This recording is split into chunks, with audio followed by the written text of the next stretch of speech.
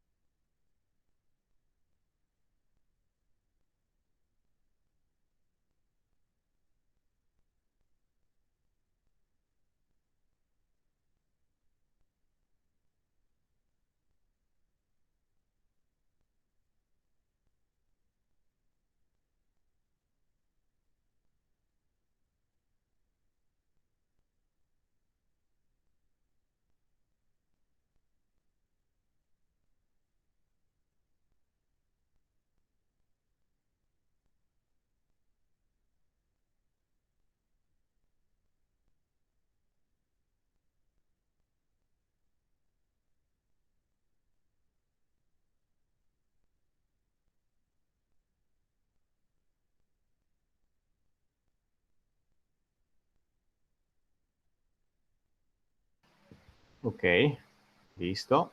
Ya vamos a compartirle acá.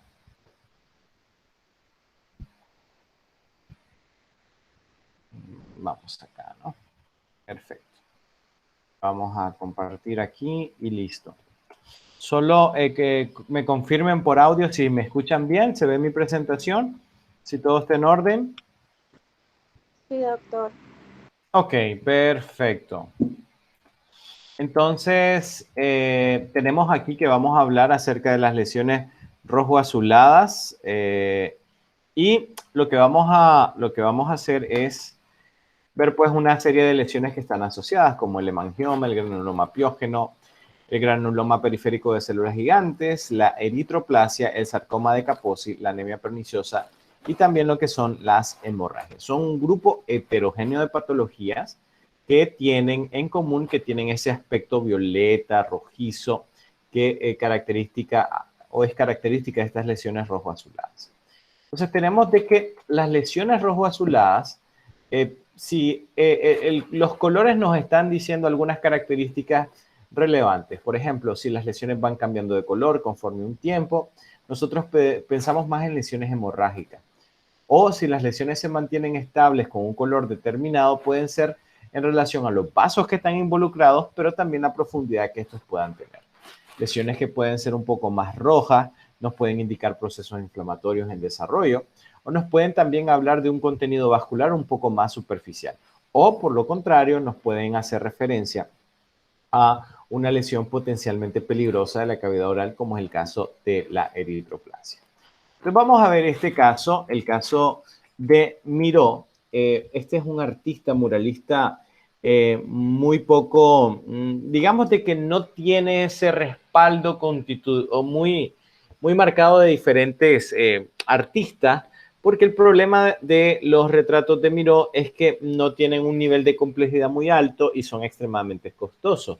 Para un experto, Villarán, español, crítico de arte, él denomina este tipo de obras como algo que se llama Hamparte. Y dice de que son obras extremadamente caras que la verdad no transmiten o no tienen un nivel de complejidad muy alto. Sin embargo, lo que hace a una obra relevante es obviamente lo que te trata de manifestar, lo que nosotros percibimos a través de esto. ¿Y cuál es el color que más les resalta a ustedes en esta pintura? Los escucho.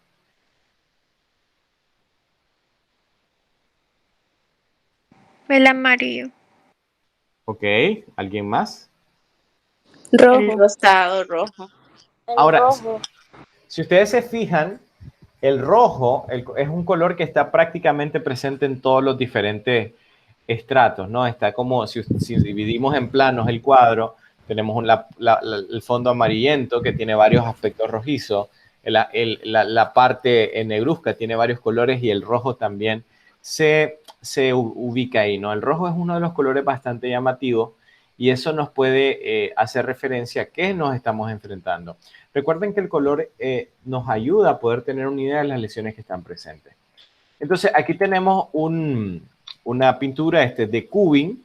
Este es ya en un nivel de complejidad más alto, pero sus obras son bastante difíciles de entender y obviamente aquí nos habla de los peligros del océano, como los monstruos marinos podían hacer de que las embarcaciones se hundieran, ¿no? Entonces yo traje a Kubin de referencia porque algunas lesiones rojas pueden ser bien peligrosas, sobre todo la lesión eritroplásica puede tener un componente displásico importante que nosotros no podemos obviar. Entonces, fíjense bien, este es un caso que vi hace como 3 meses. De hecho, fue una doctora la conocí por Facebook, me envió solicitud, tal vez vio una charla y solicitué mis servicios para poder revisar a esta pacientita. Es una pacientita de 14 años de edad, perdón, una pacientita de 14 años de edad. ¿Y qué es lo que notan ustedes? Doctores, ¿qué es lo que notan?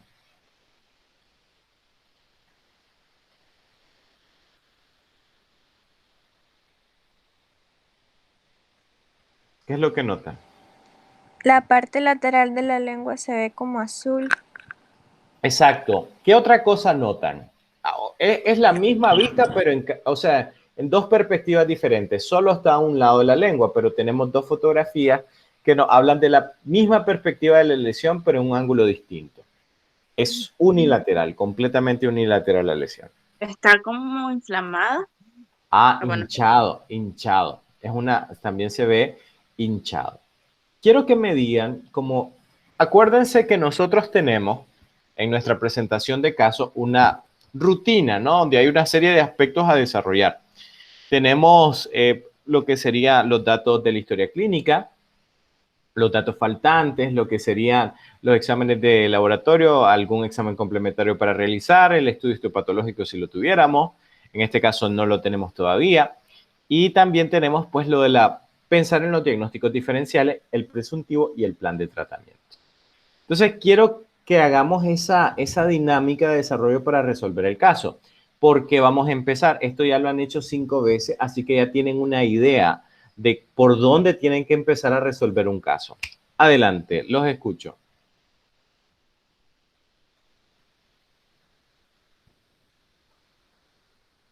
Adelante. Sí, acuérdense que aquí, miren, yo no quiero que me den las respuestas correctas, exactas, sino que generemos ideas y veamos la forma en que nosotros nos podemos orientar mejor para un diagnóstico, tomando en cuenta los elementos que quizás en un caso necesite un tipo de elementos y en otro caso necesito otro tipo de elementos. Pero sin embargo, hay una dinámica que es constante, o sea, seguir una secuencia ordenada de pasos para poder lograr obtener un diagnóstico apropiado. Adelante.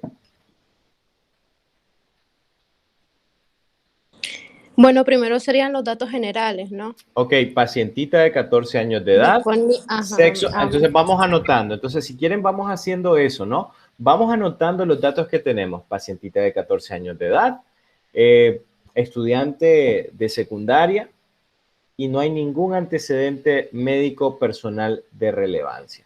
Enfermedades infecciosas respiratorias esporádicas como cualquier otra persona de su edad, en nada relevante, no hay algún antecedente de enfermedad sistémica, no hay ningún tipo de asociación de enfermedades más que unos antecedentes familiares de hipertensión por parte de su mamá y la abuelita sufrió de un cáncer de mama. Esos son los datos y antecedentes patológicos, pero los antecedentes personales de la pacientita, pues no hay nada relevante, solo esos dos antecedentes familiares patológicos, que es la hipertensión por parte de la mamá, y la abuelita materna fallece por carcinoma de mama. ¿Qué sería ahora? ¿Qué es lo que prosigue, jóvenes?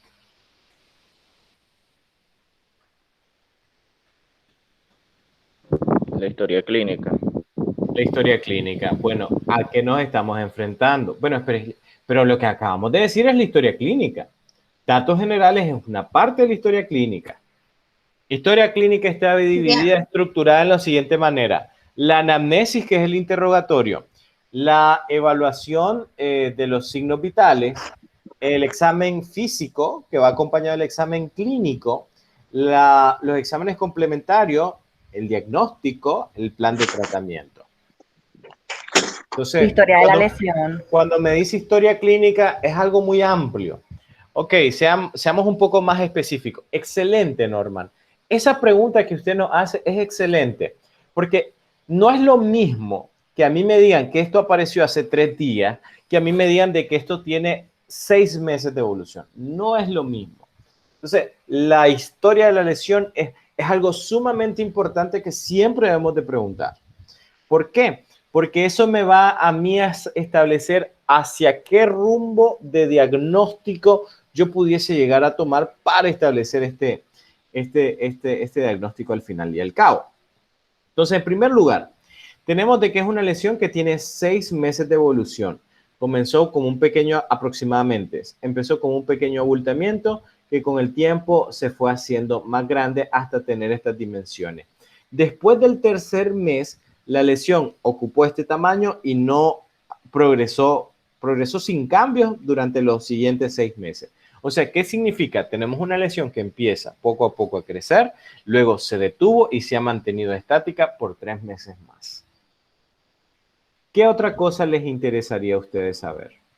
Si presenta dolor o no. Ah, no es dolorosa, no es dolorosa.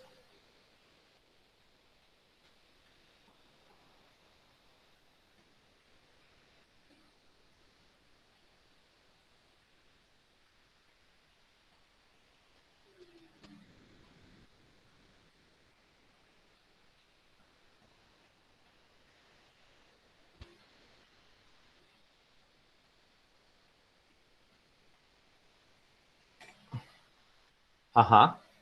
¿Qué otra cosa, jóvenes?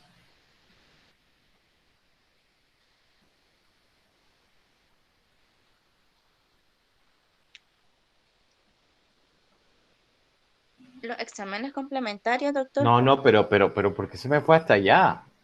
Es que Tranquila. ya preguntaron lo de la lesión, que sí, del Pero es dolor y que, todo eso, pero es cuánto que, empezó. olvídese de esta lesión. Olvídese que existe esta lesión. A mí me dicen un abultamiento no doloroso que tiene 6 meses de evolución. Yo pienso en fibroma.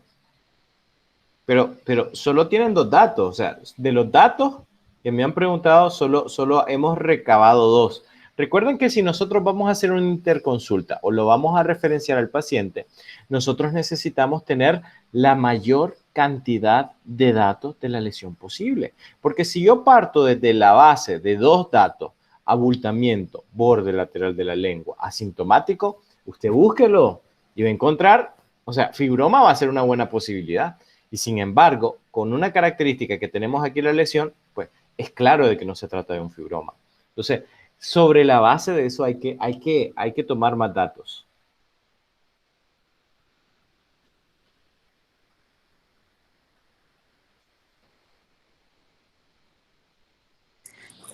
Tal vez será de relevancia describir la lesión, digamos la superficie, los contornos, que eso se vería en el examen intraoral. Los contornos, sí, pero eso es algo que tenemos que decir.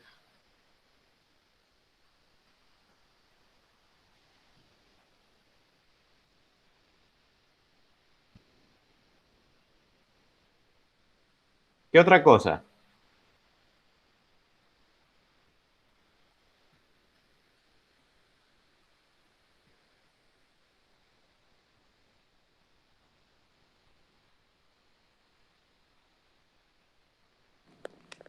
No se puede ser como que si se lastima esa zona de ahí o algo así.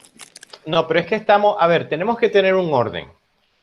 Este paciente, a mí la mamá me pregunta, ¿qué es lo que tiene? Espérese. ¿Qué es lo que tengo que hacer yo? Yo reunir todas las características de la lesión.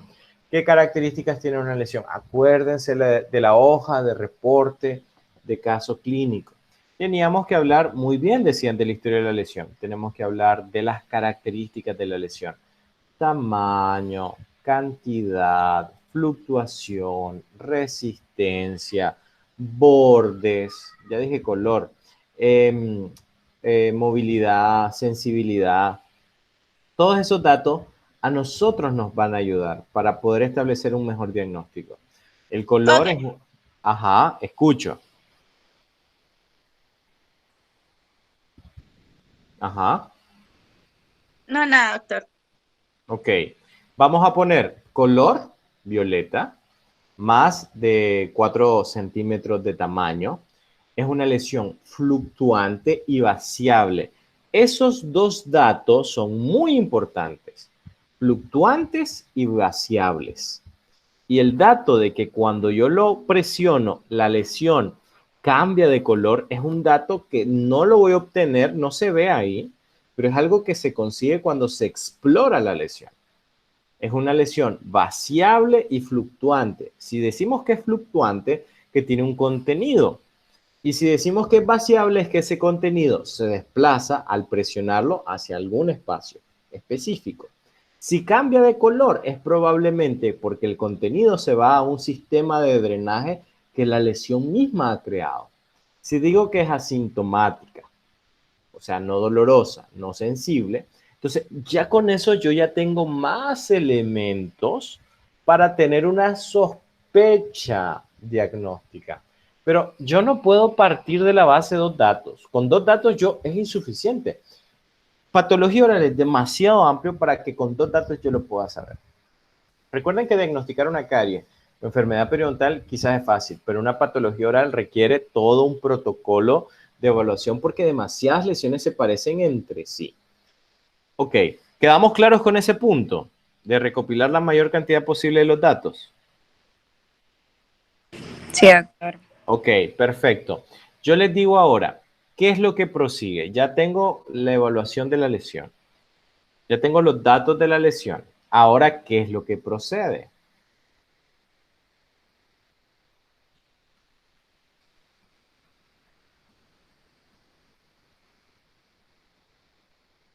Ujú.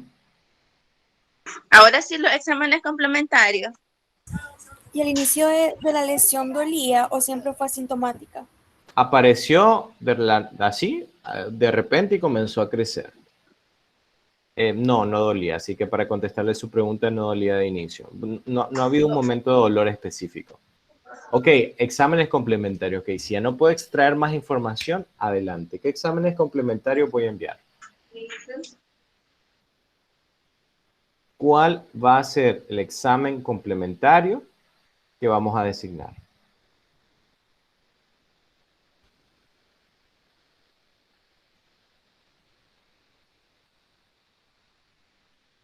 Porque miren, yo puedo mandar un montón de cosas, pero que me sirva, ya es otra cosa. ¿Cuál sería el examen complementario que enviarían en este caso?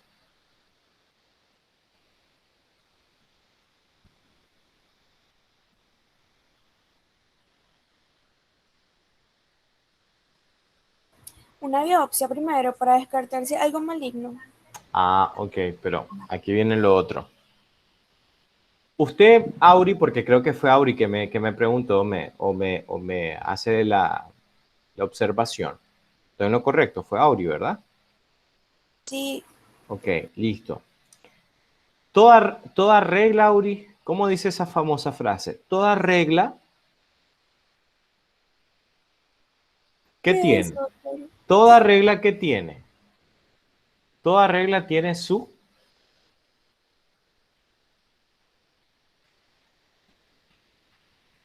Auri, toda regla tiene su... Usted hizo dicho, doctor. No, pues sí, eso es súper, mega, hiper, recontra común. Excepción. Ahí está, mire, no soy el único aquí Su que se la medida. sabe. No, ya lo dijeron por ahí. Y es que cada regla tiene su excepción. Ahora, las biopsias están indicadas, sí, como para poder saber de qué se trata la lesión, pero hay que tener cuidado. Hay excepciones de lesiones que se pueden biopsiar de una. O sea, hay dos patologías que no se pueden biopsiar de una vez. Entonces, y una de esas lesiones es la que yo sospecho en este caso. Entonces, biopsia me tengo que aguantar. De hecho, yo no le he hecho la biopsia a la paciente, precisamente porque estoy en una de esas excepciones. Hay algo que no preguntaron, que es un dato.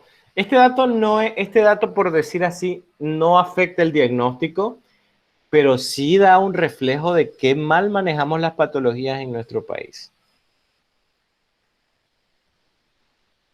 ¿Qué haría cualquier madre o cualquier hija al ver una lesión que le crece en el borde lateral de la lengua y comienza a ver que crece y después se quedó ahí? ¿Qué es lo más lógico? ¿Esperar 6 meses para ir a la consulta o ir antes?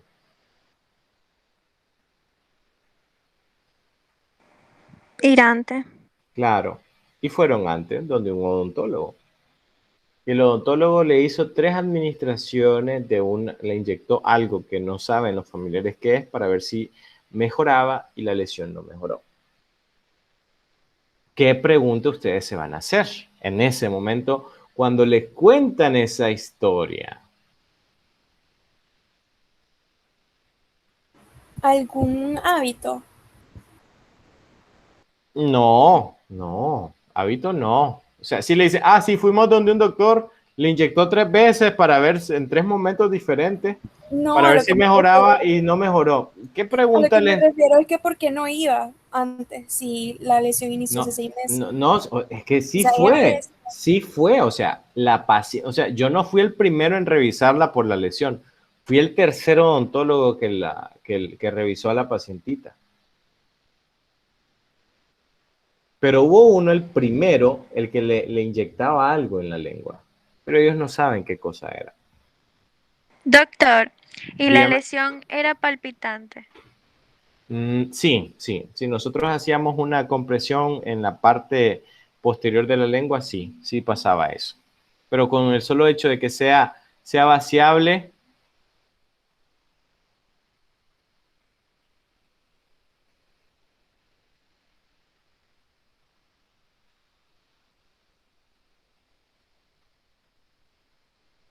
pues con el solo hecho de que sea vaciable ya les da una idea importante. Ok, a mí la pregunta que me surge era saber de qué cosa se trataba, pero la paciente no sabía cómo era. De hecho, inyectar algo sobre este tipo de lesiones es algo que sí está recomendado, pero tiene que ser algo en específico. Entonces, una manera de descifrar qué más o menos era o tener una idea de qué era cómo lo administraba, cómo era la aguja y me decía que era con la jeringa Carpul de anestesia. Entonces, ahí yo caí en cuenta y que lo único que hacía el doctor era colocarle anestesia.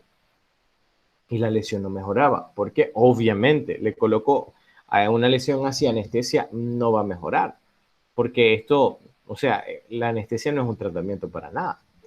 Pero, alguien, qué barbaridad, qué horas está viniendo esta gente. Qué barbaridad. Ya 40 minutos tarde. Hombre, ya nos vamos a poner duros aquí, ya nos vamos a poner duros. Bueno, entonces no usó corticoides, que quizás era una opción para el manejo de este caso. Biopsia no podemos hacer todavía porque es una de las 2 lesiones cuyo abordaje de biopsia requiere unas condiciones preexistentes previas para realizarlo. ¿Cuál es su sospecha diagnóstica en este punto? Ya tienen suficientes elementos para establecer unos diagnósticos presuntivos. Diferenciales, perdón. ¿Qué me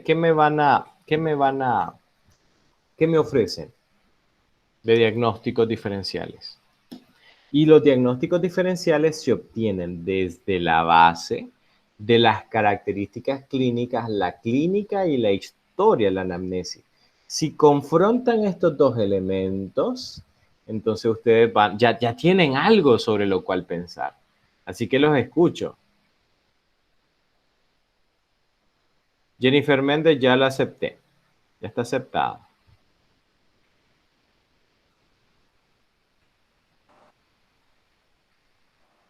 Extravasación vascular, doctor.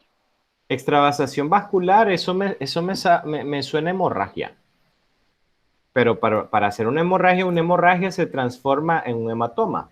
Y un hematoma desaparece en máximo 14 días. Ya tengo 6 meses. No es compatible ese diagnóstico. Con la historia no es compatible. ¿Cuál podría ser otra posibilidad diagnóstica?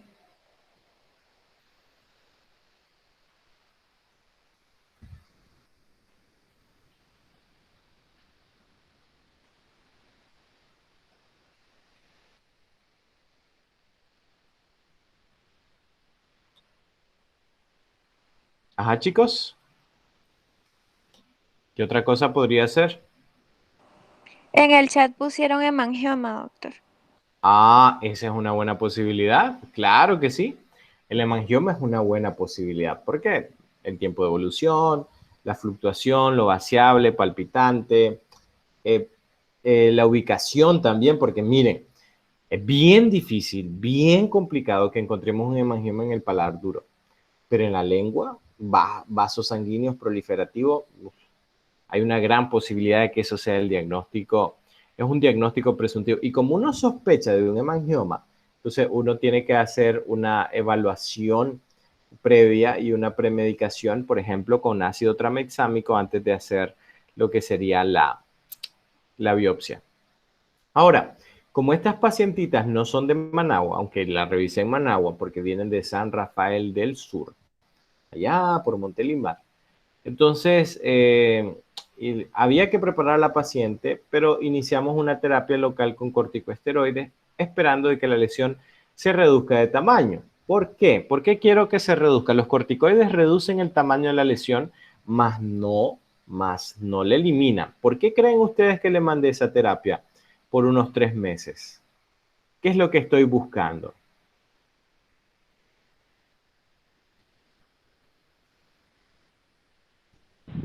Doctor, disculpe, habla Jennifer. ¿Será que me puede aceptar? Es que me voy a conectar de mi compu porque mi celular se me va a apagar. Pues, dele pues, yo escucho el timbrecito y la acepto. Ya, estoy esperando. Espérese, no sabía. Yo decía, pues si ya le acepté. Nadie me sale aquí, mire. Nadie me sale. Ya entré. Gracias.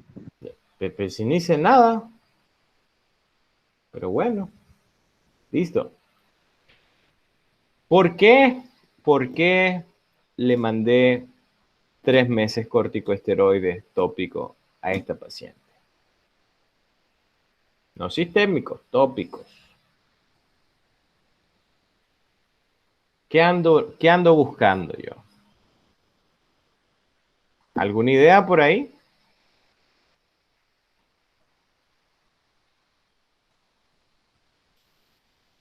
¿Alguna idea? ¿Aló?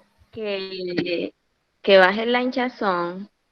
Que la lesión se haga más pequeña para hacer una herida más pequeña para que también haya menos hemorragia. Una de las características de los hemangiomas es que esto involuciona, pero no desaparecen, o sea que con el tiempo se pueden hacer más pequeños y entre más pequeños se hagan es mucho más fácil hacer la intervención quirúrgica. Esta lesión es grande, tenemos más de 4 centímetros de desarrollo. Entonces, el tratamiento en este caso fue realizar el tratamiento con corticoides tópicos y esperar una reevaluación para ahí hacer la intervención y obviamente cerciorarnos del diagnóstico. ¿Les ayudó un poco que habláramos de este caso, jóvenes? Sí, doctor. Ahora fíjense bien. Si ya nosotros vamos a programar la biopsia, hay un examen complementario que yo tengo que hacer sí o sí antes de hacer la biopsia. ¿Qué examen complementario va a ser? ¿Qué examen complementario será? Antes de hacer la biopsia. O sea, 3 meses después del tratamiento con corticoides. ¿Qué es lo que voy a recomendar? Una biometría hemática completa. Correcto, porque si voy a hacer algo que genere sangrado, lo que yo ando buscando es que, obviamente, tener mi paciente ahí que esté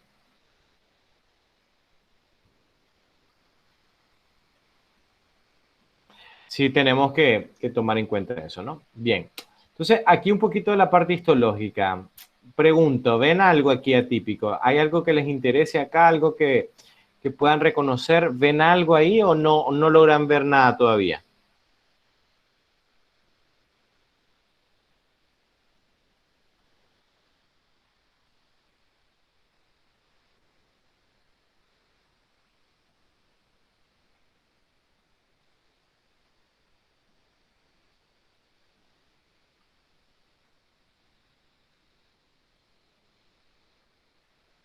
Ajá.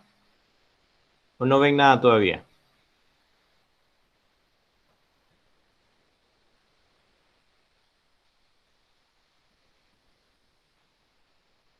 Hay alteraciones en la morfología celular. ¿Me lo hace como pregunta o me lo hace como afirmación? Como pregunta. Bueno, sí hay. Sí las hay. Sí las hay. ¿Qué otra cosa?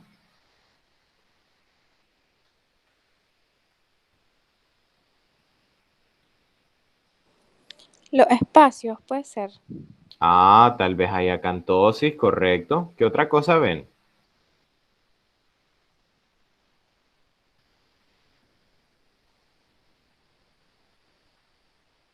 ¿Qué otra cosa ven ahí?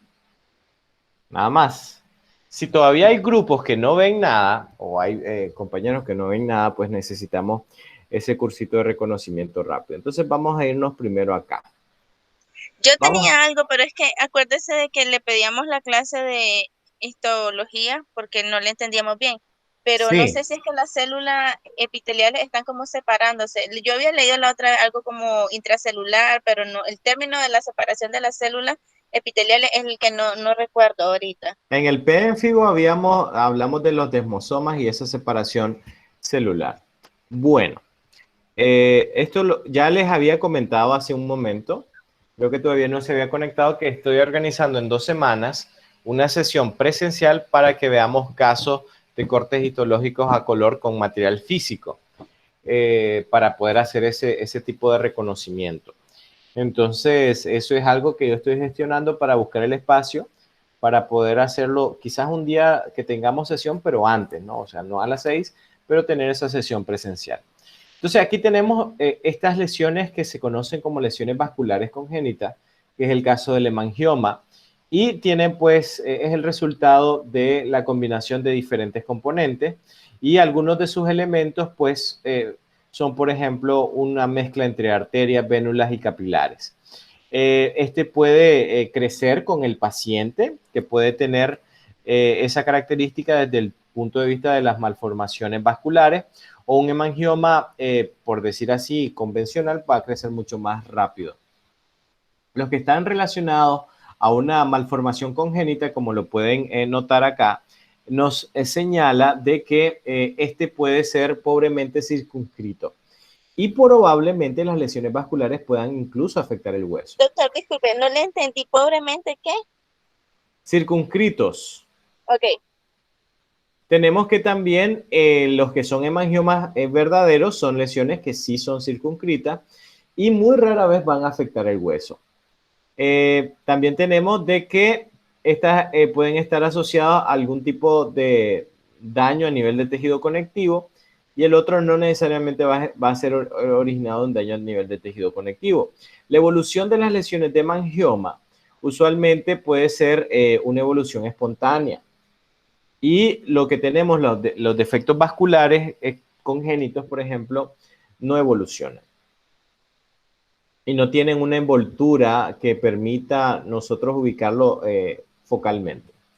La resección, esta es una lesión que puede ser persistente, pero sí se puede remover. Y las que son malformaciones vasculares, estas son un poco más complicadas. La recurrencia es desconocida, hay una alta tasa de recurrencia. Y en este caso no es común, perdón, la recurrencia del hemangioma convencional, pero sí lo es para las malformaciones congénitas. Si yo les pregunto la evolución del caso que les dije ahí, ¿a qué les parece más? ¿A un hemangioma verdadero completo o a una malformación vascular? ¿A cuál de las dos categorías se parece más?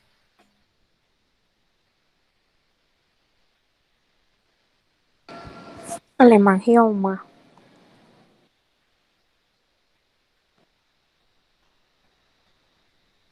Es correcto. Al hemangioma. El hemangioma, pues, es uno de esos casos que obviamente bajo esta literatura nosotros tenemos más referencia.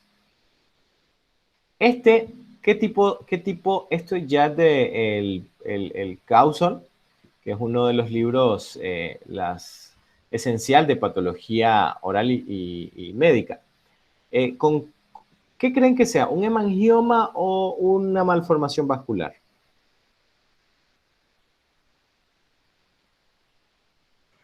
Yo pienso que una malformación vascular. ¿Por qué? No sé.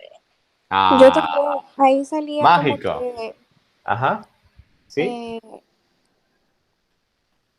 salía como que crecía con la persona, algo Ajá. así. Sí. Entonces ahí pues es un bebé. Ajá. Entonces puede ser una malformación vascular. Ok, la malformación vascular porque está junto con el paciente al momento del nacer, puede ser casi evidente en ese momento. Los hemangiomas como tales aparecen de una forma más espontánea y no están presentes desde el nacimiento, o al menos que no se aprecien clínicamente. Entonces aquí podemos pensar en una malformación congénita. Olvidémonos de todo el tema de lesiones que son vasculares. Yo encuentro eso, ¿y qué es lo que puedo pensar? ¿Qué puede ser el diagnóstico diferencial de eso ubicado a nivel de un reborde alveolar de un pacientito pediátrico? ¿En qué puedo pensar? ¿Qué es más común que esto?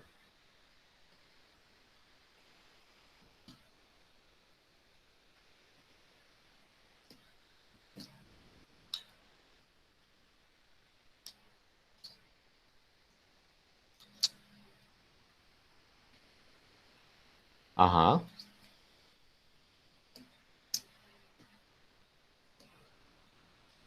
Ajá, jóvenes. Miren, cuando nosotros... Ok, si es pediátrico, está desde que nació, entonces me voy por la malformación. Eso ya lo aclaramos. Estamos viendo otras posibles, olvidándonos de todo lo que hemos visto del tema hoy. ¿En dónde podríamos nosotros caer? ¿Qué podría ser esto? ¿Cuál podría ser una impresión diagnóstica? Porque miren, nosotros en la parte de medicina y patología oral, nosotros no podemos quedarnos sin ideas, porque hay demasiadas lesiones. Yo no me puedo quedar sin ideas. Yo tengo que tener, o sea, yo no puedo tener un pensamiento que se conoce como reduccionista, donde, tengo que decir el diagnóstico tal cual de una porque no hay muchas opciones, cuando es todo lo contrario. Hay demasiadas opciones para considerar y yo tengo que ajustarla a la opción que mejor se relacione con lo que estamos viendo. Por ejemplo, podemos pensar en un quiste de erupción. Por ejemplo, podemos también pensar en una dentición predecidua. Esas son algunas de las posibilidades. También puede tratarse de una lesión reactiva, como una hiperplasia fibrosa también puede ser. Esos son la gama de diagnósticos diferenciales que podemos considerar. Ahora, fíjense esta lesión, ¿cómo lo compran? ¿Como un hemangioma o una lesión, una malformación congénita, una malformación vascular? ¿Cómo me lo compran?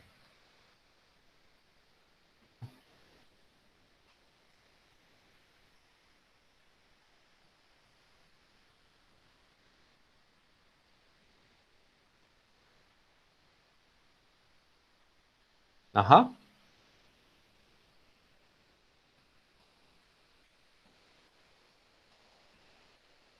Vamos a nuestra lista de cotejo. Vámonos para acá. Vamos a ver. Tenemos que es un desarrollo normal a nivel de la proliferación endotelial, pero no lo sabemos, no tenemos corte histológico. ¿Es el resultado del incremento del número de los capilares? Bueno, no sabemos porque no tenemos histopatológico. Tiene un desarrollo rápido, relativamente, pues la historia no los puede decir. Es circunscrito, y esta es una característica que la tiene, es circunscrito. no está asociado a otro tipo de daño a nivel de tejido conectivo y también lo tiene. Aparentemente no hay ningún otro daño ahí. Usualmente tiene una evolución relativamente más espontánea y vemos que es un paciente ya mayor. O sea, no es un pacientito pediátrico, perdón. Entonces, sobre la línea de eso, vamos a borrarle acá esto. No me da chance de borrar. Ahí ya. Como tengo una lesión más circunscrita, parece en un paciente que ya es un poco mayor, entonces yo puedo pensar en un hemangioma. Yo aplico las pruebas de vaciabilidad y sufre ese proceso, entonces yo caigo en cuenta y caso de que se trate de un hemangioma. Ahora, esto, al ser circunscrito, el hemangioma obviamente puede afectar mucosas y piel. Entonces, ahí también yo lo debo considerar y descartar con un trauma, ¿verdad? Ah, pero miren aquí, ya tenemos lesiones en diferentes sitios, entonces esto ya puede ser una malformación congénita, porque la lesión ya no está circunscrita, sino que está esparcida por diferentes partes del área. Ah, miren esta lesión que es un poco más grande, la tenemos ahí a nivel del labio y esto puede ser una lesión de tipo hemangioma. Si nosotros no revisamos bien, podríamos pasar por alto la presencia de esta lesión. Miren qué bonita cómo está esa molar. Ahora, fíjense acá, ¿dónde está la lesión? ¿Esto de acá? ¿Qué dicen ustedes? ¿Será esto de acá el hemangioma? ¿Qué dicen?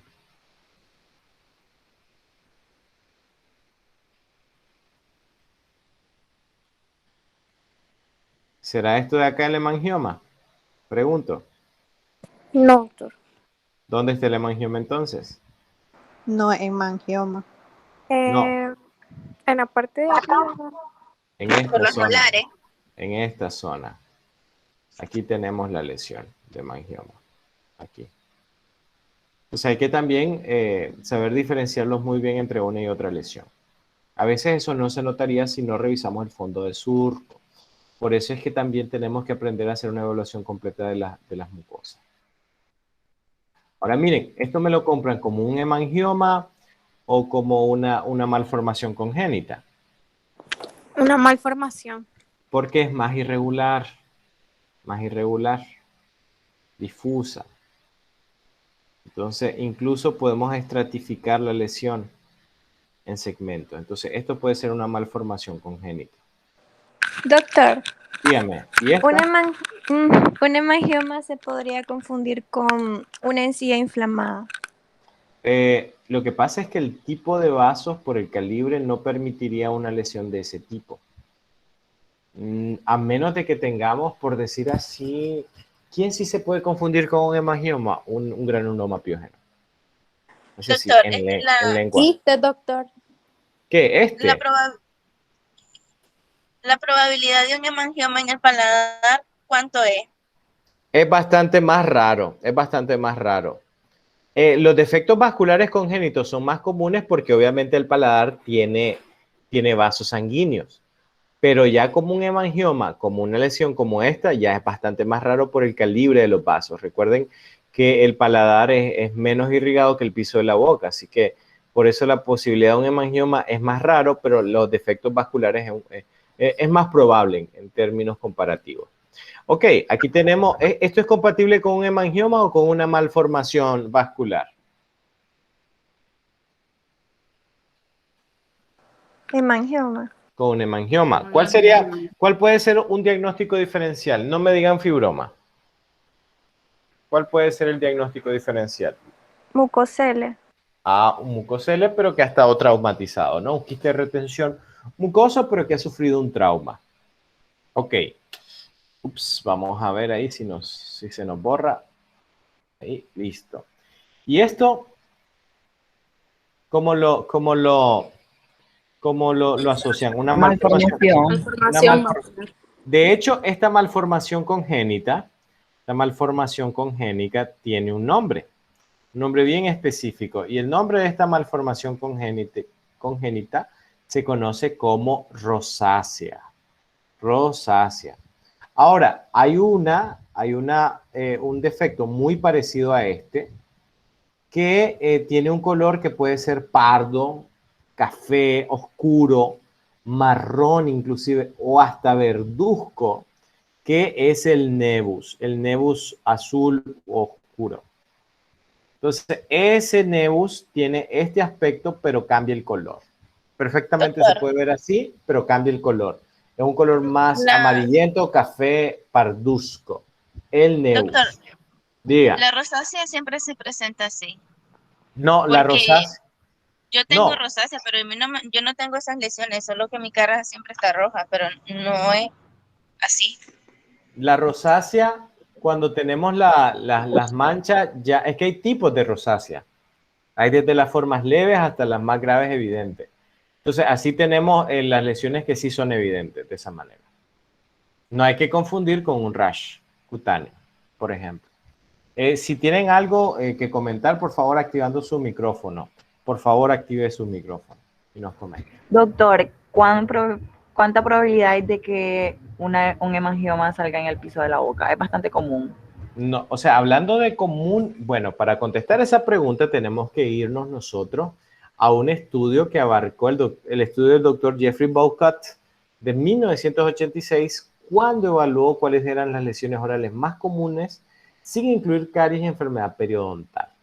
Y hay esa tabla se las puedo mostrar la próxima vez para que ustedes más o menos vean dónde está ubicado ese tipo de lesiones. Obviamente hay lesiones elementales que son más comunes que lo que sería el hemangioma, pero no podemos decir que el hemangioma es algo súper común o muy común o bastante común que aparece a nivel del piso de la boca. O sea, hay más posibilidades que aparezca en el piso de la boca, pero no significa que sea más común que, por ejemplo, un quiste de retención mucosa como una ránula. Doctor, y entonces un diagnóstico presuntivo sería, un diferencial sería la ránula. Un diferencial para un hemangioma en el piso de la boca sí es una ránula. Ahí sí estoy de acuerdo con usted, perfectamente. Podemos incluir también absceso profundo de la lengua también. En ese tipo, si lo ubicamos ahí, en lo que sería el piso de la boca. ¿Y esto cómo me lo compran? ¿Como un defecto vascular o un hemangioma?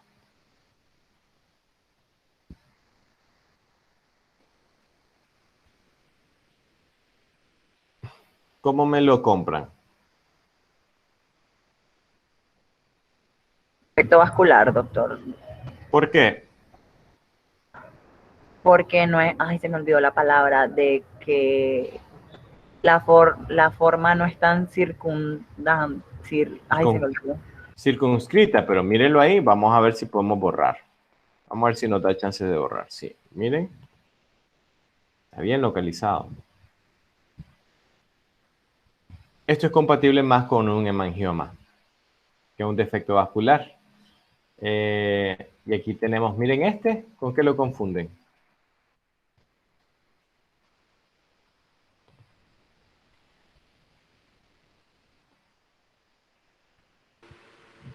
Ese puede ser un neo. No es muy pequeño para neo.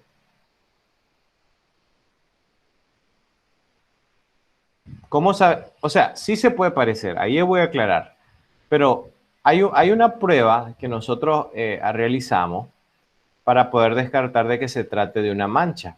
Y es a través de una prueba que se llama vitropresión o diascopía. Vitropresión o diascopía. ¿En qué consiste? Yo presiono con una lámina Petri o un portaobjeto sobre la lesión, y si la lesión con la presión desaparece, listo. Es muy probable que sea un hemangioma. Pero si la lesión persiste, pues no es una lesión vascular. Entonces, vitropresión o lo que sería la diascopía. Se puede hacer también con una sonda cuando las lesiones son pequeñas. En este caso, pues tenemos que sospechar de un hemangioma, por lo circunscrito. Entonces, aquí les voy a mostrar cómo se hace la prueba de vitropresión. Dígame. Si desaparece, dijo que era. Si desaparece, probablemente sea una lesión vascular. Pongámosle nombre. Puede ser una malformación congénita o puede ser un hemangioma. Pero si la lesión no desaparece, pensamos que es una mancha. Entonces, miren este caso. Ahí estoy colocando sobre la lesión sospechosa mi portaobjeto y yo estoy haciendo presión. Entonces, si la mancha se mantiene aún con la presión, yo digo que eso se trata de lo que sería una pigmentación. Puede ser algún depósito, perdón, algún depósito de algo, de algún tipo de sustancia sobre eso. Miren que la lesión se mantiene. Si la lesión se mantiene, se trata de que es una mancha no vascular. Si la lesión desaparece, entonces ahí sí puedo pensar de que es algo vascular y con eso estamos descartando de que se trate de algo vascular. Ahora, a ese puntito marrón que ustedes ven ahí, hay que ponerle atención. ¿Por qué razón tenemos que ponerle atención? Porque si eso hay que medirlo, dejarlo reportado en la historia clínica, porque si eso después de una cita que la paciente vuelve a los 6 meses, al año, a los 2 años, ya está más grande, eso no es algo habitual, porque puede ser un melanoma. Y le tenemos que poner especial atención a los melanomas, porque los melanomas hay dos versiones. Uno que es el benigno, por decir así, no nos va a producir nada malo, pero también tenemos la versión maligna, que es así, pues nos puede generar una lesión altamente destructiva y agresiva. ¿Quieren que les ponga un ejemplo de un melanoma maligno? Sí, jóvenes. Sí, por favor, doctor. Ok, entonces permítanme porque voy a hacer un split para poder mostrarles eso. Denme un momentito.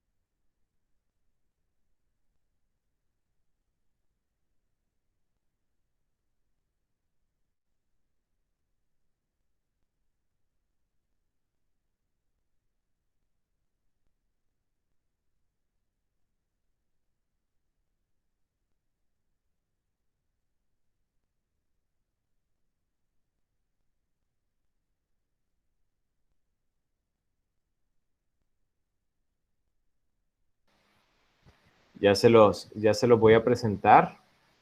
Denme un momentito y vamos a ver esto.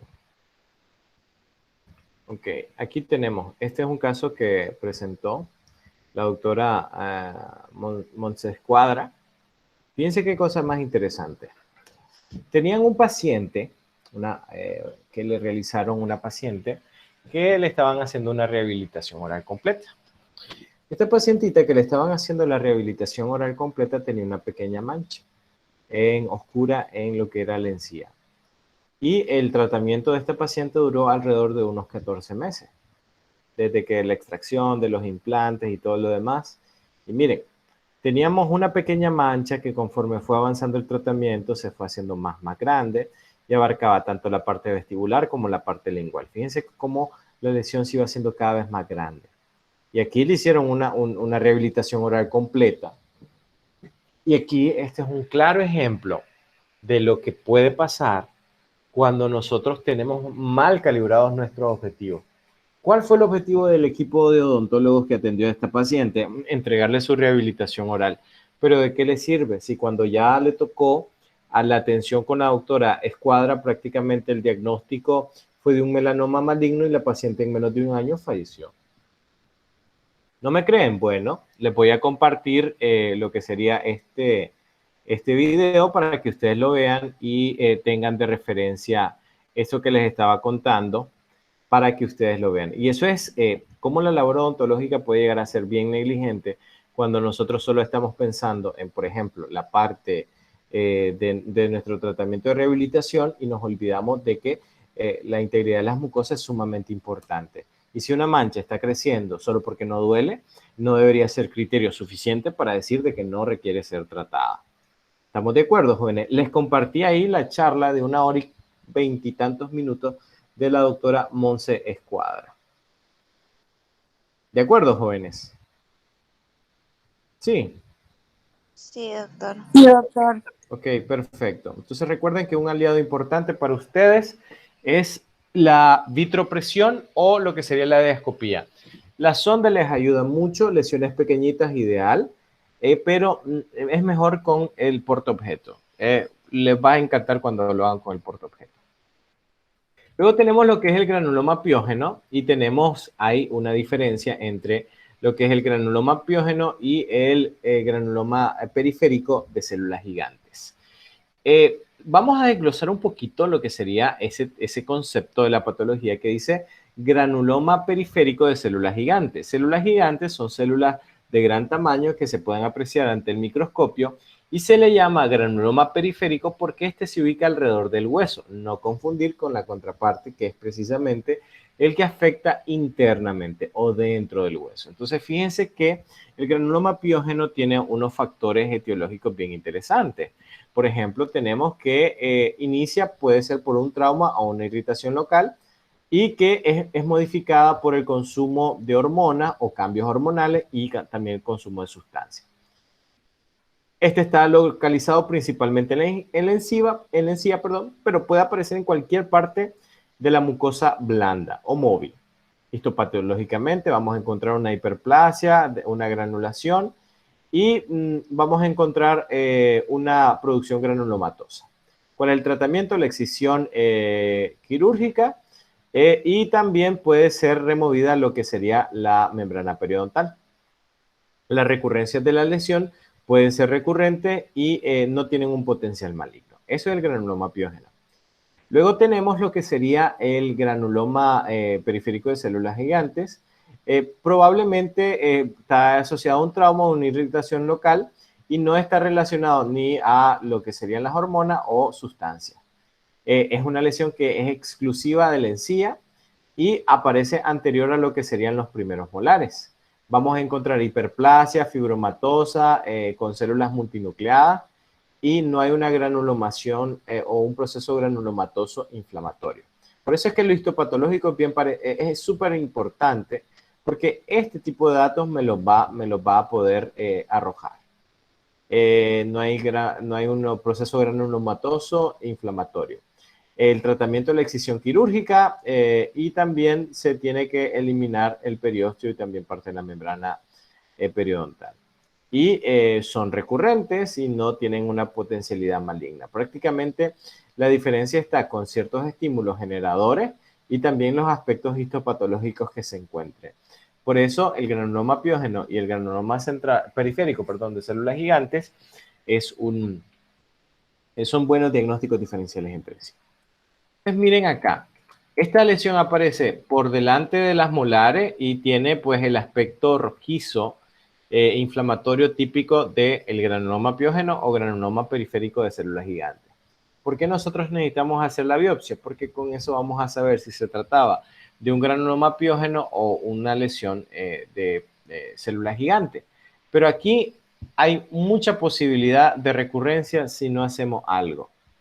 ¿Qué hay que hacer acá? ¿Qué hay que hacer acá, creen ustedes?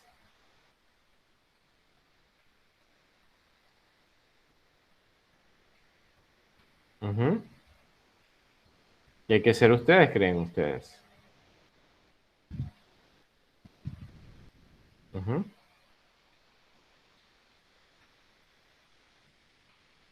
Ajá, doctores.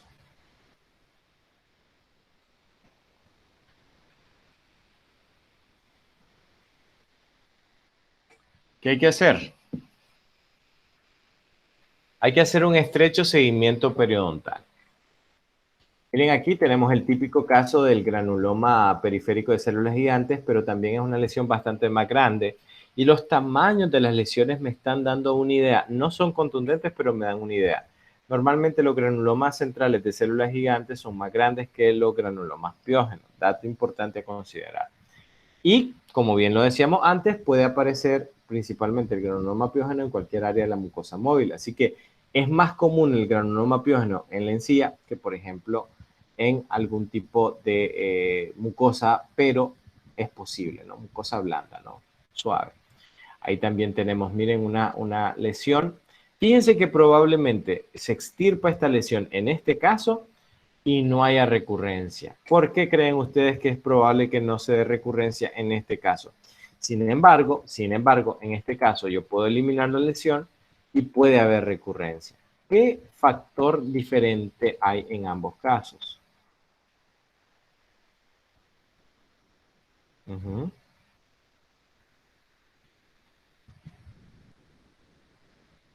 Uh-huh. ¿Siguen ahí, chicos? ¿O me desconecté y ni cuenta me di yo? Sí, doctor. Ajá. ¿Por qué creen? Miren, aquí puede haber recurrencia, pero aquí difícilmente, después de extirparlo, tengan recurrencia. ¿Por qué creen?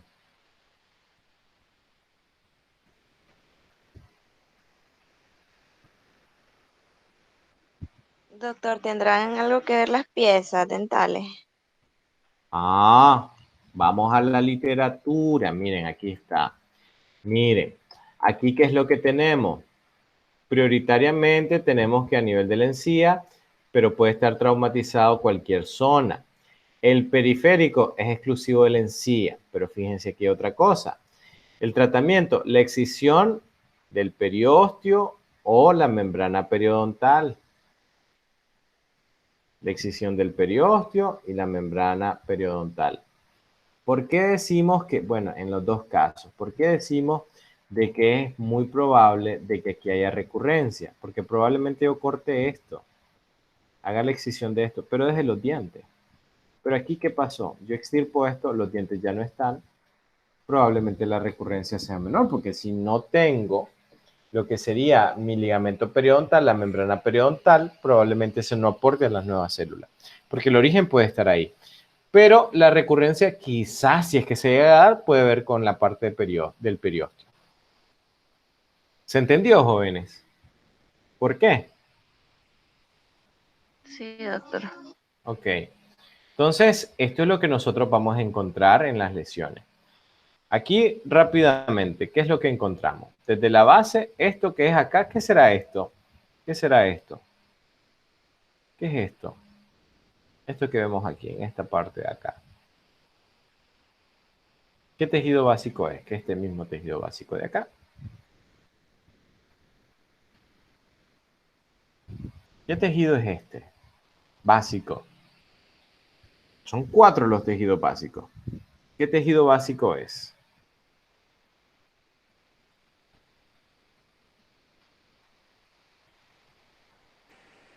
El epitelio. Correcto.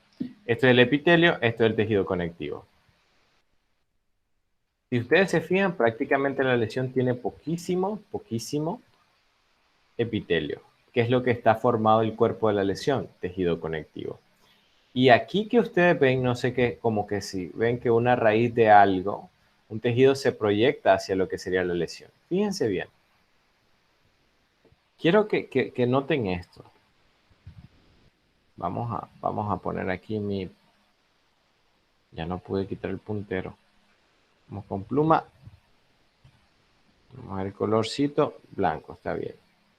Fíjense bien acá.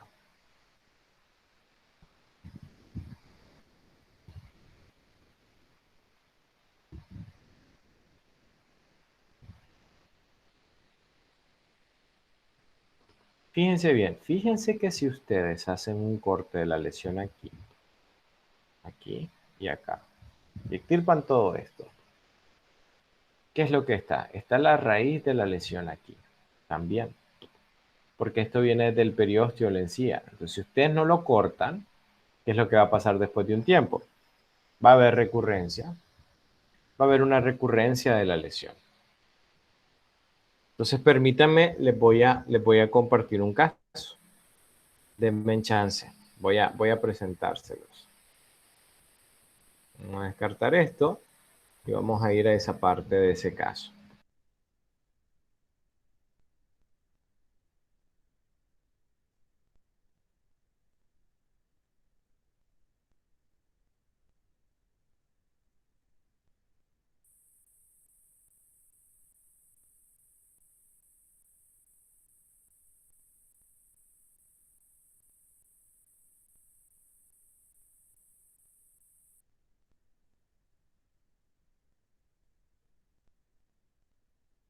Ok, les voy a presentar este caso. Este caso es del año pasado.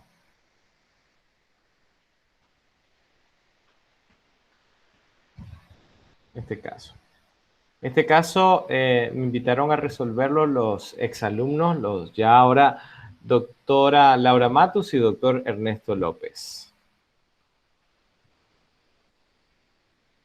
Ok, ¿qué notan ahí de raro, jóvenes? ¿Qué notan ahí de raro?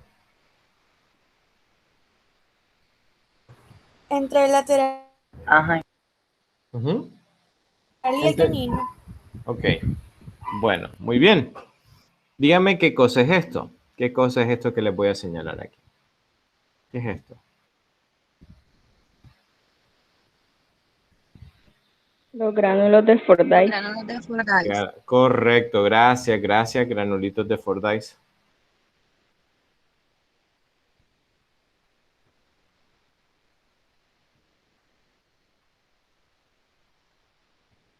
Ok, bien.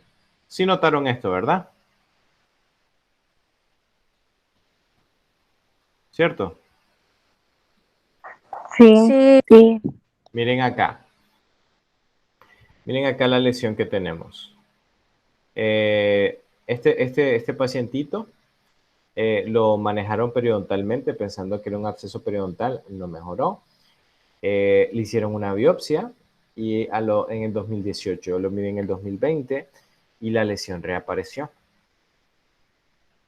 Ahora, ¿por qué creen ustedes que la lesión reapareció?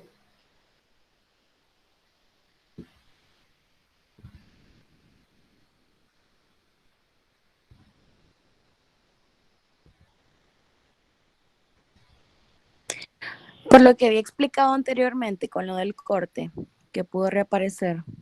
¿Cómo así? Creo que era Bermúdez. Sí, creo, bueno, si no me equivoco, le entendí de que cuando estaba explicando el corte histológico, al no remover bien la lesión donde estaba más afectado, podía volver. Claro, y teníamos que llegar hasta el periósteo o lo que sería el ligamento periodontal. Si no llegamos al periósteo o el ligamento periodontal, la lesión va a ser recidivante. Hay una posibilidad alta de la parte de la recidiva. Entonces nosotros mandamos una biometría hemática porque necesitamos obviamente saber que nuestro paciente está hemodinámicamente bien. ¿En qué me voy a fijar? En la biometría hemática completa. Bueno, me voy a fijar los eritrocitos están bien, voy a ver la hemoglobina está bien, significa que estos dos valores están bien, no tengo anemia. Luego me voy a las señoras plaquetas, tengo más de 150,000, así que estamos súper bien ahí. Así que no hay nada de que preocuparnos en cuanto a eso. El paciente está hemodinámicamente estable, vamos a ver, no está pasando por un proceso infeccioso, no hay unos altos valores inmunológicos, así que está como que en una buena condición para poder hacer lo que sería el abordaje quirúrgico. Utilizamos nuestro azul de toloidina, esto lo hacemos como para saber si se trata de una lesión epitelial o una lesión de tejido conectivo. Dato súper, mega, hiper, recontra, archi importante. Si nosotros tenemos una lesión de tejido epitelial y es maligna y todo esto es epitelio, me va a marcar en diferentes zonas. Pero si es una lesión de tejido conectivo, la prueba de azul de toloidina me va a marcar negativo. Cuando son lesiones de tejido conectivo que están debajo de un epitelio, el epitelio no va a marcar nada y la lesión puede estar presente. Eso puede ser un falso negativo de azul de toloidina. Sin embargo, cuando yo tengo una lesión de tejido epitelial y marca con azul de toloidina, ese sí puede ser una opción una respuesta adecuada frente a la azul-detoloidina. Allá están los famosos granulos de Fordyce. Nuestra prueba con azul-detoloidina salió negativa, significa que no es una lesión epitelial, sino de tejido conectivo. Colocamos anestesia y comenzamos a hacer un caminito con la sonda.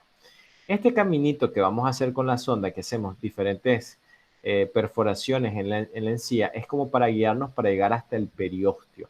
Esto es como para debridar las uniones que tiene del periósteo la lesión con respecto a la base de la misma. ¿Me van siguiendo, jóvenes? ¿Me van siguiendo? Ok. Entonces, luego de que ya hicimos eso, bueno, vamos a utilizar una técnica de tracción. Pasamos nuestra agujita y nosotros, como es una lesión fibrosa, entonces hacemos el procedimiento. ¿Va a sangrar? ¿Por qué va a sangrar? Obviamente hay un tejido conectivo ahí, obviamente por medio. El sangrado es algo que nos vamos a nosotros tener que lidiar, pero sabemos que hemodinámicamente está bien. Bien.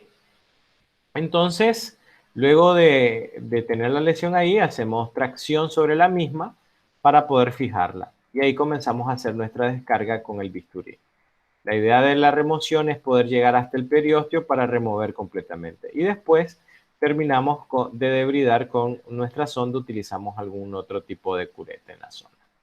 Hacemos una buena irrigación de la zona para evitar recurrencia y después mandamos nuestro examen histopatológico, ¿no? Como les digo yo, en el reporte histopatológico nosotros requerimos encontrar lo que sería eso, miren. Que vemos aquí poco epitelio y mucho tejido conectivo. ¿Sí se están fijando, jóvenes? Sí, doctor. Sí, que era como en el otro caso, que era exactamente lo que les había mencionado en su momento. Ahora, fíjense acá. Aquí es donde se pone bueno. ¿Con quién trabajo yo? Yo trabajo con la doctora Génesis Mayorga, que es patólogo, pero médico, no odontológico. ¿Qué es lo que ella encontró? Bueno, aquí tenemos un nódulo gingival vestibular entre los dientes tal y tal, biopsia excisional, hay algo histológico compatible con un fibroma irritativo. La doctora obviamente no conoce de patología oral y para eso nosotros tenemos, dadas las circunstancias de nuestro país, tener en cuenta más lo que sería nuestra descripción microscópica. Porque la doctora me puede decir, era un fibroma, pero yo desde la clínica sospecho de que se trate de un granuloma piógeno o puede ser también lo que sería un granuloma central de células gigantes. Por eso nosotros hacemos ese abordaje de resección de la parte de la base de la lesión importante porque ahí es donde está la recurrencia. Ya tengo un paciente que fue tratado de la misma manera y entonces yo no quiero que ahora mi paciente sufra recurrencia. Entonces dice acá, el corte histológico teñido con hematoxilina y eosina se analiza una lámina en la que se evidencia epitelio escamoso estratificado bien diferenciado. ¿Eso qué significa? Que no tenemos ahí ningún tipo de displasia, la lesión no es epitelial. Sin atipia ni hiperplasia, leve creatinización, recubierto de un nódulo no encapsulado, formado a expensas de un tejido submucoso densamente colagenizado. Dicho estroma se encuentra además infiltrado por moderada celularidad, compuesta por células plasmáticas, macrófagos y linfocitos, denotando inflamación crónica en el área. ¿Estamos de acuerdo? Sí, jóvenes. Sí. Sí, solo me dicen sí, como para no salir del paso. Vamos a regresar a nuestra presentación básica, nuestra presentación que estábamos acá, ¿verdad? Vamos a ver aquí. ¿Ya ven el corte histológico, jóvenes? ¿Sí lo ven? Sí, ya se mira, doctor. Ok, entonces regresemos acá. ¿Qué es lo que vamos a encontrar en la parte histológica, histopatológica? Tenemos tejido de granulación hiperplásico y no hay producción de granulomatosis. ¿Y qué tenemos aquí? Ahí tenemos hiperplasia y fibroblastos con células multinucleares gigantes. No existe un proceso granulomatoso inflamatorio. Entonces, como el hallazgo histopatológico es más compatible con esto, entonces yo digo que este caso es de un granuloma piógeno. por los datos que yo obtengo del corte histológico y que eventualmente se parecen más a esto que lo otro. ¿Estamos de acuerdo, jóvenes? Sí, sí, chicos. Sí. Ok, perfecto. Entonces, aquí, como ustedes pueden ver, aquí se ve el contraste de la lámina basal del tejido epitelial, que se ve muy poquito, ¿no? Se ve muy poco a nivel de lo que sería la lesión. Y aquí se ve la base del contenido de la lesión que nosotros tenemos que reseccionar con un margen adecuado. Aquí tenemos un caso del año 2018 y miren, aquí tenemos una lesión bastante grande. Aquí, si se trata de granuloma piógeno o granuloma central periférico de células gigantes, aquí teníamos una gran ayuda. ¿Y qué ayuda teníamos? Bueno, aparte que era una lesión grande, teníamos 2 dientes que estaban prácticamente en el aire. Entonces, ¿qué es lo que procedimos a hacer? Después de controlar a la paciente porque era hipertensa mal compensada, entonces nosotros procedimos a hacer el acto quirúrgico de qué cosa? De obviamente retirar la lesión utilizando los mismos procedimientos que les había mencionado antes. Hacemos la descarga, pero también extraemos los 2 dientes. Y esto nos va a ayudar mucho para que el proceso recidivante de la lesión no ocurra.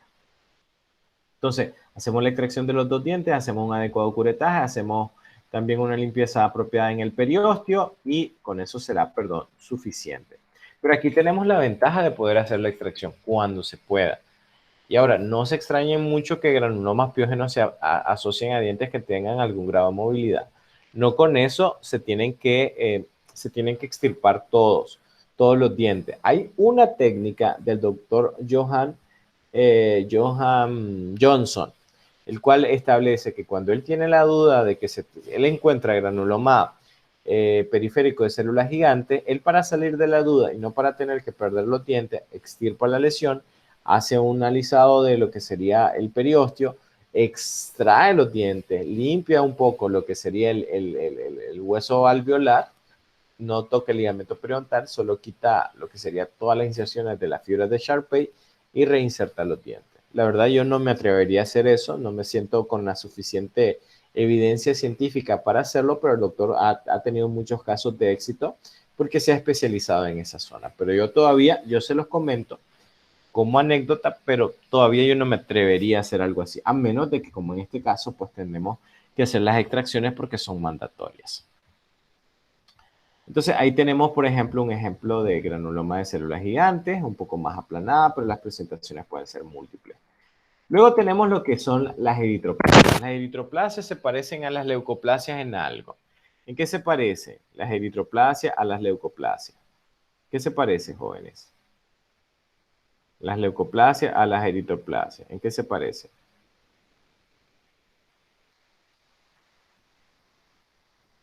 Ajá.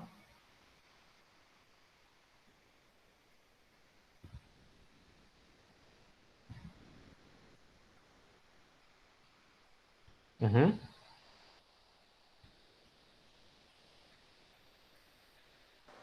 Que presentan displasia. Que presentan displasia, y la displasia puede ser severa al punto de convertirse en una lesión maligna, ¿no? Recuerden que es una lesión potencialmente maligna y las manchas, las placas rojas que no duelen, pues tienen que llamarnos poderosamente la atención. Aquí lo tenemos, ¿no? La causa es desconocida, puede estar asociada al tabaco.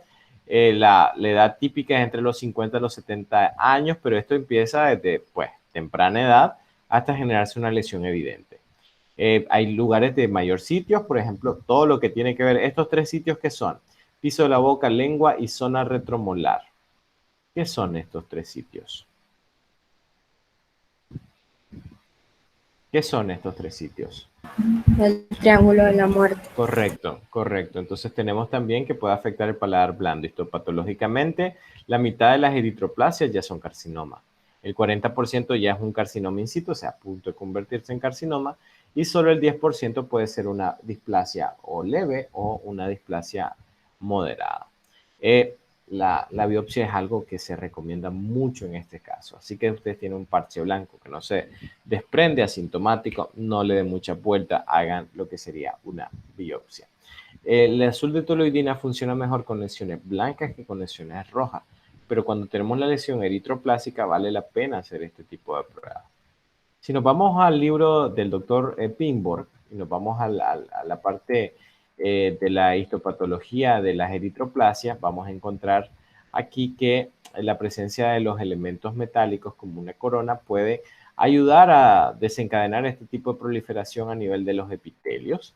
Miren, aquí tenemos un área en el borde lateral de la lengua, sitio mayor peligrosidad o de alta peligrosidad, al igual que aquí en el piso de la boca.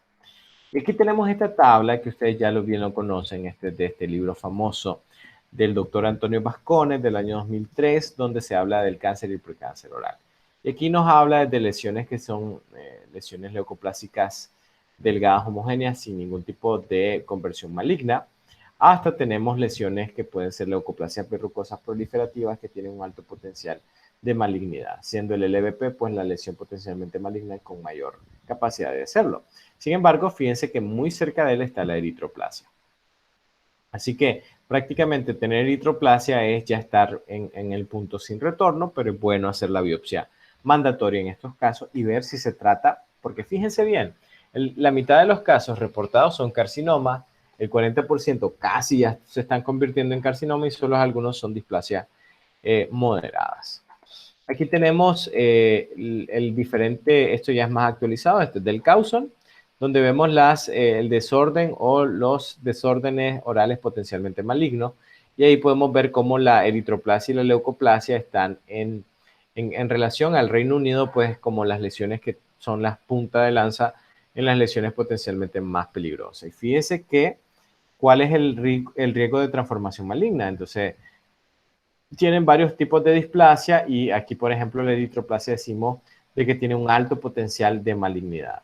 En cambio, el líquen plano, pues tiene uno bajo, ¿no? Entonces, la sífilis terciaria tiene una posibilidad alta también de convertirse en una lesión potencialmente maligna. Aquí tenemos una lesión en el paladar, roja, no duele, no lo pensemos mucho, tiempo de evolución prolongado, si acaso el paciente sabía, si no, descartar un trauma inicial para no confundirlo con una lesión hemorrágica. Y si no es una lesión hemorrágica, pues hacer la biopsia pronto, antes de hacer pruebas con azul de toluidina. Aquí podemos ver también una lesión que tenemos sobre la cual se puede dar un trauma secundario, que puede generar ulceraciones o pérdida dental también, que perfectamente puede aparecer en una zona donde tenemos eritroplasia. Y lo peor que podemos hacer es confundirlo con una inflamación gingival o una quemadura, porque si no duele, pues ya debería llamarnos poderosamente la atención. Ahí podemos ver el mismo caso que se extiende al otro extremo de lo que sería la encía. Ahí los vemos ahí un poco más en la zona posterior del trígono retromolar. Y listo. Aquí tenemos otra lesión ya entre lo que es el proceso alveolar y el paladar. Aquí lo tenemos a nivel de la lengua. Recuerden que aquí, ¿cuál podría ser un diagnóstico diferencial? Un diagnóstico diferencial porque se parece mucho. ¿Cuál puede ser el diagnóstico diferencial? ¿Cuál puede ser? La lengua geográfica.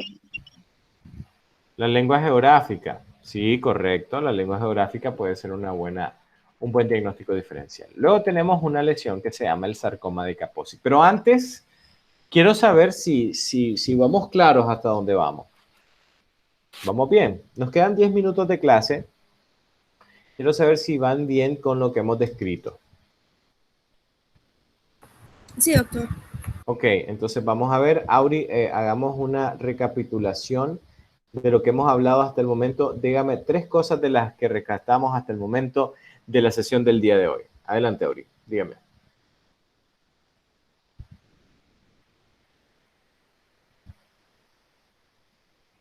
¿De qué? ¿De todo? ¿De...? Sí, de todo lo que hemos dicho.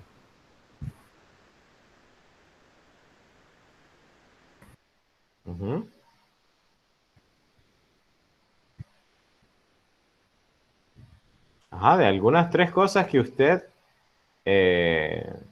quiera que destaquemos.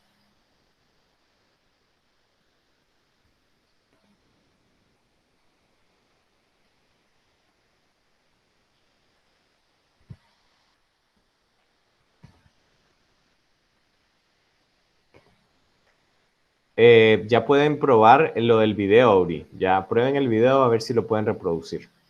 Ya habilité una opción ahí. Ajá, Auri. Tres Pues, cositas de la sesión de hoy. pues así, tengo apuntado aquí de cositas así, datos importantes de que ha dicho. Por ejemplo, de que es importante hacer la prueba de diascopía.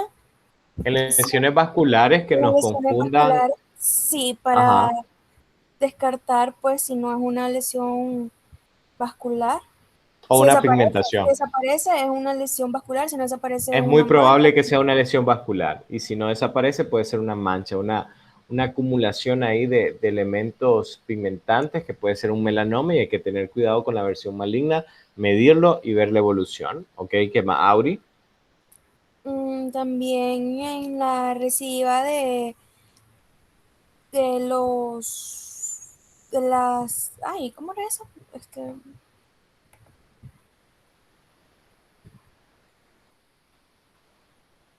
Del granuloma de Ujú.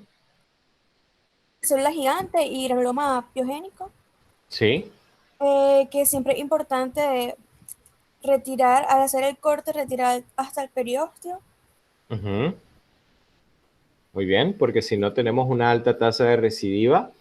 Y una También tercera cosa, ajá, una de las pruebas es el azul eso sí no lo toloidina, azul de ajá, toloidina. eso Azul de... toloidina, para marcar si el tejido es epitelial. Si la lesión de tejido epitelial va a marcar varias zonas. Sí, y si es ya de tejido conectivo, no, el epitelio que lo cubre me puede generar como una barrera para no saber el tipo Sí. de lesión. Ok, muy bien, está bien porque son puntos fuertes que hablamos el día de hoy y que no deben de olvidar. Excelente. Bueno, vamos a ver aquí, nos habíamos quedado, esta creo que va a ser la última lesión que hablemos el día de hoy. Se trata del sarcoma de Kaposi. Esta lesión se ha satanizado muchas veces porque se asocia o se cree que únicamente afecta a pacientes que tienen inmunodeficiencia adquirida. Pero no necesariamente solamente en esos casos, también puede aparecer en pacientes que están inmunodeprimidos, no necesariamente solo pacientes con VIH. Puede aparecer en sitios perioculares, también puede generar múltiples pigmentaciones a nivel del cuello y como una especie de gomas como los gomas sifilíticos, puede generar en el cuello. También tenemos de que se puede ver a nivel del paladar como una pequeña elevación hasta lesiones mucho más grandes y exacerbadas como este. Fíjense que esta es una forma avanzada del sarcoma de Kaposi y vemos cómo esto difícilmente nosotros lo vamos a confundir con lo que sería una lesión inflamatoria, ¿no? Porque miren el aspecto verrucoso, el color que se ve de la encía que indica un área que está por debajo de ella que está necrótica y por eso se ve el aspecto así como pardo, oscuro, marrón, tipo salsa barbecue. Miren ahí, pura salsa barbecue en lo que sería la encía. Ya aquí pues no hay mucho donde perderse en lo que sería el diagnóstico, porque usualmente ese es el aspecto que tiene este tipo de lesiones. Entonces, el sarcoma de Kaposi es el sarcoma más común a nivel de lo que sería la cavidad oral. También es bastante común en pacientes que han tenido una infección por virus del VIH. También puede estar asociado al herpes virus tipo 6. Puede aparecer como una lesión abultada, nodular, que puede aparecer como una serie de bultitos en cierta área. Tenemos que puede combinarse con vasos sanguíneos, dando el aspecto de ese marrón que habíamos visto. Y tiene también, puede responder de forma adecuada si se inicia en un tratamiento antirretroviral a tiempo. Y también puede estar asociado a otras lesiones que pueden aparecer. Los pacientes que tienen sarcoma de Kaposi al estar inmunocomprometidos pueden morir por infecciones oportunistas, puede ser un tuberculosis o candidiasis sistémica y es bastante común en lo que sería el África subsahariana y también unas regiones del Mediterráneo. Y aquí tenemos las tres tipos de lesiones que pueden estar asociados en lo que sería la clasificación típica, la endémica y la forma de inmunodeficiencia. Entonces, aquí tenemos, bueno, esto de las hemorragias los tocamos el día martes 10 de agosto. Bien, preguntas, dudas, jóvenes. Preguntas, dudas con respecto al día de hoy. Vamos a hacer la prueba hoy, justamente terminando esto. Ya voy a dejar de grabar la presentación para ya en breve ponerme en el proceso de la edición del mismo.